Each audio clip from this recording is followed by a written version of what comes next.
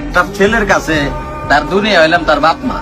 সেই বাপ মা যখন তার সাথে খারাপ ব্যবহার করে, যে সারাদিন কি করলি, একটা টাকা আনস না, আর কতদিন এমনি পয়সা পয়সা খাবি, এই কথাটি শুই না যে ছেলে ভাতের থালান হাতে দিয়ে কান্না করছে, ওরে যায় দিকে যে এই মুহূর্তটা কিরকম বা কষ্টটা কিরকম। এই প্রেম ভালোবাসার কষ্ট সবকিছু ফেল এই কষ্টের কাছে।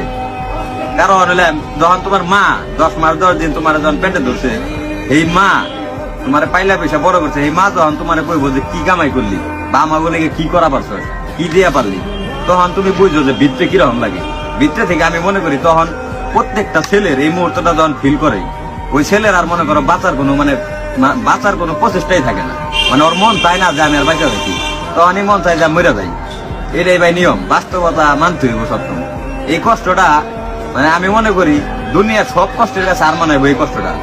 বাপ মা মনে করো এমন একটা জিনিস, না কিছু কম যায় না শোন যায়। মায়ের পানি নিয়েছে সন্তানের বেশ, মায়ের কি করবো। আর বাপ তো মনে করো পৃথিবী, এত কষ্ট করে বড় করছে, এই বাপরে বা কি করবো।